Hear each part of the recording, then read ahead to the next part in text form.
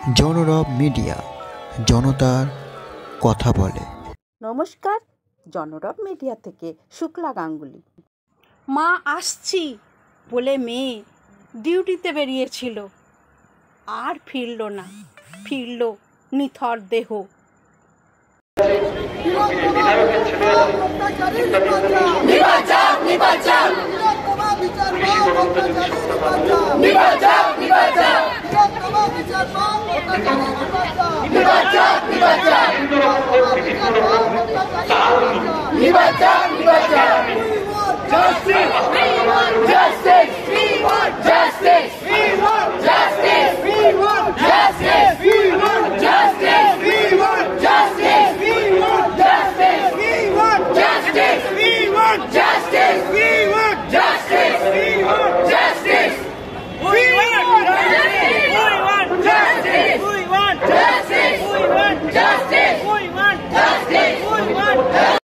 কলকাতার রাজপথে, শুধু কলকাতা নয়, জেলায় জেলায়, অলিতে গলিতে প্রতিবাদ।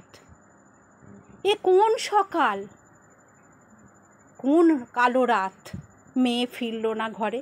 চলুন কলকাতা প্রেস ক্লাবে প্রেস কনফারেন্সে ডাক্তারবাবুরা কি বললেন। 12ই আগস্ট 2024, এ কোন সাংবাদিক সম্মেলন। বড় বড় ডাক্তারবাবুরা কথা বলতে গিয়ে চোখের জলে কথা বলতেও তাদের কষ্ট হচ্ছে। চলুন আমরা তাদের কথা শুনে নিই।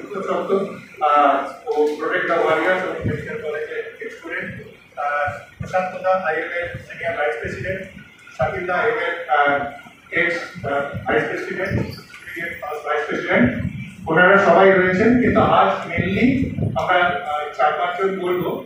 আমি এই মুহূর্তে ডক্টর সৌরভ দত্ত, আমি আইএমএর যে একটা আর্জিকর ইনসিডেন্ট নিয়ে অ্যাকশন কমিটি রয়েছে তার চেয়ারম্যান, দৈবায়ন মজুমদার ওই আইএমএর অ্যাকশন কমিটির মেম্বার।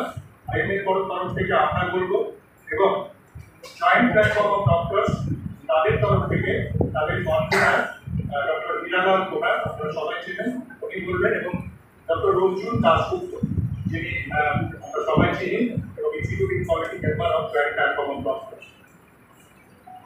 আজকে এই প্রেস মিটটা করতে বসে একসাথে আমাদের অবস্থা, আমরা নিজেরা কথা বলছিলাম যে বুকে আগুন, চোখে জল, এবং তার সাথে কোথাও একটু অপরাধ বোধ আমাদের মধ্যে রয়েছে, একটু নয়, অনেক অনেক অনেকটা। আজকে আপনারা জানেন রাজ্য জুড়ে ডাক্তাররা, শুধু ডাক্তার কেন বলবো, কালকে আমি দেখছিলাম একজন সাংবাদিক একজন পেশেন্টকে জিজ্ঞেস করছেন আপনার অসুবিধা, ওনারা যেটা করছেন বেশ করছেন, কতদিন সহ্য করবেন। আজকে এই আন্দোলন যদি আগে করতে পারতাম তাহলে হয়তো বোনটাকে হারাতাম না। হয়তো আমরা একটু লেট করে ফেলেছি, ক্ষমা চাইছি বোন তোমার কাছে, আমাদের ক্ষমা চাওয়ারও হয়তো অধিকার নেই। আজকে এটা একটা অন্যরকম press conference. Indian medical association এবং জয়েন্ট প্ল্যাটফর্ম অফ ডক্টরস একসাথে প্রেস মিট করছে, এটা প্রথমবার, এবং এটা শেষবার নয়, এবার থেকে সবসময় এভাবেই হবে। আমিও অ্যাপোলিটিক্যাল নয়, আমি নিজে ছোটবেলা থেকে তৃণমূল করেছি, বিরালালদা একটা পার্টি করেন, এসএফআই করেছেন, গোপালদা রয়েছেন, অমিতাভদা রয়েছেন, তারাও সিপিএম করেছেন, এখানে বিজেপি সমর্থকরা রয়েছেন, আমরা সবাই রয়েছি। আমরা সব পার্টি হতে পারি, কিন্তু আমাদের কোনো পলিটিক্যাল আইডেন্টিটি এখন আর ক্যারি করি না। আমাদের একটাই আইডেন্টিটি, আমরা মানুষ, এবং তার সাথে আমরা ডাক্তার।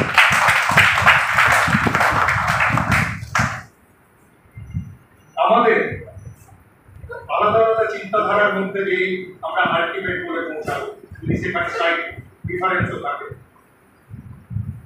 আপনারা জানেন আর্জিকর মেডিকেল কলেজে 3 দিন আগে কি ঘটনা ঘটেছে, আমরা স্তম্ভিত। আমার মনে হয় আপনারা সবাই, ভারত পৃথিবীর কোথাও এরকম হয়েছে বলে আমার জানা নেই। একটি মেয়ে, সে নাইট ডিউটি করছে, সেই নাইট ডিউটির সময় তার কর্মক্ষেত্রে সেখানে ঢুকে তাকে নৃশংসভাবে ধর্ষণ করে খুন করা হয়েছে। সত্যি বলছি, কোনোদিন এরকম শুনি কাজ শিরশির করছে আর বলার ভাষা নেই। কিন্তু তার থেকেও যেটা খারাপ লাগছে, আজকে দেখলাম, এবং মাননীয় মুখ্যমন্ত্রী তাকে ধন্যবাদ, তিনি বলেছেন যে উনি এই ডাক্তারদের আন্দোলনকে, জুনিয়র ডাক্তারদের আন্দোলন, আপনারা জানেন যে জুনিয়র ডাক্তাররা আন্দোলন করছেন সব কলেজে, সব মেডিকেল কলেজে, উনি বলেছেন উনিও সমর্থন করেন। ধন্যবাদ। কিন্তু তার সাথে এটা বলতে বাধ্য হচ্ছি, আজকে পুলিশ কমিশনার বলছেন আমরা এখনো বুঝতে পারছি না এটা একজনের কাজ না একাধিক জনের। বিশ্বাস করতে পারেন? 3 দিন অতিবাহিত, তারপর পুলিশ কমিশনার বলছেন এটা একাধিক জনের কাজ হতে পারে। আমরা কোথায় রয়েছি? কত কাজে জানি না, তারপর আমাদের এটা শুনতে হচ্ছে। আমাদের এই প্রেস মিট থেকে ডিমান্ড ইমিডিয়েটলি, আমি অবশ্য দেখলাম ম্যাডাম নিজে বলেছেন যে রবিবারের মধ্যে না হলে সিবিআই দেওয়া হবে। আমরা চাই ইমিডিয়েটলি এটা একটা স্পেসিফিক ইয়ে, এবং সেটা সবার কাছে গ্রাহ্য হতে হবে।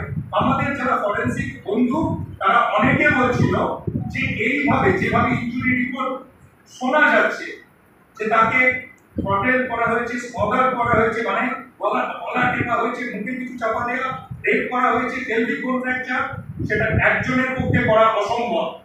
পুলিশে সেটা নাকি বুঝতে 3 দিন লেগে গেল। জানি না কি চলছে এই ব্যাপারে। স্পষ্ট চাই কারা দোষী খুঁজে বার করতে হবে, সর্বোচ্চ শাস্তি। দ্বিতীয়, তারপরে আসি আরজি কর। আপনারা যারা হেলথ ট্রিট করেন তারা নিশ্চয়ই জানেন আরজি কর কিন্তু পশ্চিমবঙ্গের মধ্যে পড়ে না।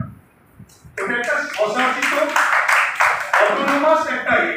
আমি জানি না ওখানে আলাদা ফ্ল্যাগ, ওখানে আলাদা ভাষা এগুলো আছে কিনা, বাট পশ্চিমবঙ্গের কোনো নিয়ম ওই মেডিকেল কলেজে চলে না লাস্ট 3 বছর।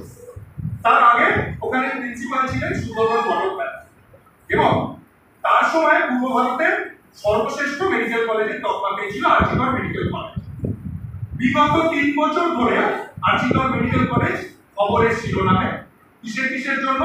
না, প্রিন্সিপাল লাথি মেরে ধর্ণারত স্টুডেন্টদের গায়ের উপর লাথি মেরে বেরিয়ে গেছে তার জন্য। তার সাথে বায়োমেডিক্যাল ওয়েস্ট নিয়ে দুর্নীতির কারণে কখনো নিয়ম বহির্ভূতভাবে টেন্ডার করে লোকজনকে জায়গা দিয়ে স্টল পাইয়ে দেওয়ার জন্য, আর্থিক কেলেঙ্কারির জন্য, ছেলে মেয়েদের ভিন্ডিকটিভ হয়ে যারা তাকে সমর্থন করে না তাদেরকে ফেল করানোর জন্য, এবং তার পোষা কিছু ছাত্র যারা কলেজে মাতব্বরি দাদাগিরি করে পুরো কলেজটাকে একটা শ্মশানের মতো জায়গায় পরিণত করেছে। তার জন্য আজ আরজি কর মেডিকেল কলেজ বিখ্যাত। তাহলে আমরা নিজে থেকে ডাক্তার করতে পারবো না। সেই সন্দীপ ঘোষ আজকে নাটক করলেন, তিনি রিজাইন করেছেন। তার নাকি এত অন্তরের ব্যথা ডাক্তারদের এই, এবং তাকে যেভাবে করা হচ্ছে, he should be under criminal proceeding for tampering of evidence. কেন? নাম্বার 1, আজ ম্যাডাম নিজে বলেছেন ছাত্রীর বাড়িতে পুলিশ থেকে ফোন গেছিল যে আত্মহত্যা করেছে। একজন মেয়ে, বাচ্চা মেয়ে, সে যে অবস্থায়, আমি মুখে বলবো না, আপনারা জানেন, একটি সেমিনার রুমে ছিল। আমরা আমাদের কোর্সের কারিকুলামে ফরেন্সিক মেডিসিন, কিন্তু এর জন্য ফরেন্সিক মেডিসিন এক্সপার্ট হওয়ার দরকার নেই। কোনো মেয়ে আত্মহত্যা করলে তার গায়ে একাধিক আঘাতের চিহ্ন, তার শরীরে কাপড় থাকে না, এরকম হয় না, আজ অব্দি আমরা শুনি। কিন্তু সেটা দেখে আরজি কর কর্তৃপক্ষ নিশ্চয়ই পুলিশকে জানিয়েছে। সেই আরজি কর কর্তৃপক্ষের মাথাকে আমরা কি এটা বিশ্বাস করি যে প্রিন্সিপালকে না জানিয়ে পুলিশকে বলা হয়েছে?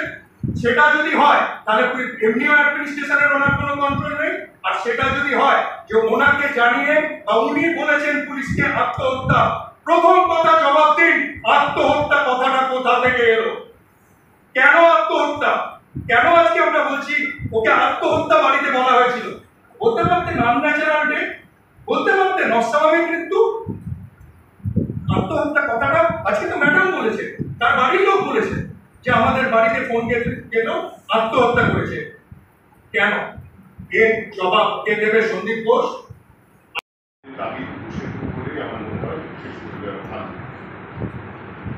আমরা প্রথমত এবং প্রবলভাবে চাইছি ডক্টর সন্দীপ ঘোষ যিনি রয়েছেন তাকে ওখান থেকে সরাতে হবে এবং উপযুক্ত তদন্ত তার বিরুদ্ধে শুরু করতে হবে। তার সঙ্গে সেই দিনের ঘটনায় যে ডিপার্টমেন্ট, যে ওয়ার্ড, যারা ছিল প্রত্যেককে জেরা করে যা যা নিয়ম, ক্রিমিনাল অ্যাক্টে যা যা নিয়ম আছে এবং প্রসিডিউরে যা যা নিয়ম আছে সেটা মেনে প্রত্যেককে জেরা করা হোক, প্রত্যেকের কাছে জানার চেষ্টা হোক প্রকৃত সত্যটা। নিচ্ছি, তবে এই প্ল্যাটফর্ম থেকে আমরা একটা অনুরোধ, আমাদের ছোট ছোট ভাইরা ইমোশনালি একেবারে বিপর্যস্ত, আপনারা কথা বলছেন, দেখেছেন, তারা ব্যাপারটা মানতেই পারছেন যে এরকম একটা তাদের কারোর সাথে হয়েছে। আমরা তাদের যন্ত্রণা পুরো বুঝতে পারছি। সব মেডিকেল কলেজে প্রায় এখন কর্মবিরতি, সরকারি হসপিটালে। আমরা এই প্ল্যাটফর্ম থেকে তাদের কাছে শুধু একটা অনুরোধ করছি, যাতে কোনো পেশেন্ট এমার্জেন্সি পরিষেবা থেকে ব্যাহত না হয়। কারণ আমাদের লড়াই সাধারণ মানুষের সাথে নয়, আমরা শুধু যাতে সমস্ত মেডিকেল কলেজে অন্তত এমার্জেন্সিটা পুরোপুরি চালু থাকে, একজনও যাতে এমার্জেন্সির পরিষেবা থেকে ব্যাহত না হয়, আমরা জোরহাত করে আমাদের জুনিয়রদের সেই অনুরোধ করছি। পরিষেবা বন্ধ হয়ে যাবে। স্বাধীনতা দিবসের আগে মাগো আমরা তোমার কাছে ক্ষমা চাইছি। এ যেন বোধনের আগেই দেবী বিসর্জন হয়ে গেল। আমরা পারলাম না দেবীকে রক্ষা করতে। এ আমাদের অজ্ঞতা, মূর্খতা, নিষ্ঠুরতা। মাগো পারলে ক্ষমা করে দিও।